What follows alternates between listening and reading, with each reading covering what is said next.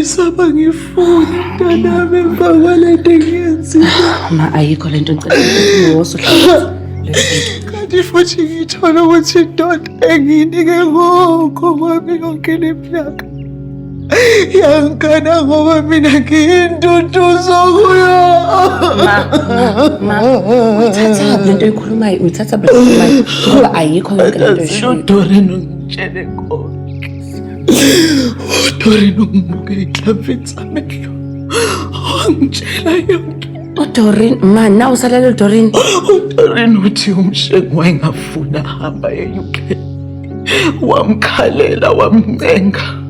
Wabona ukuthi ngoba uDoreen usese-UK kungcono eshade mina ukuthi ngibe intutuzo yakhe mntanami.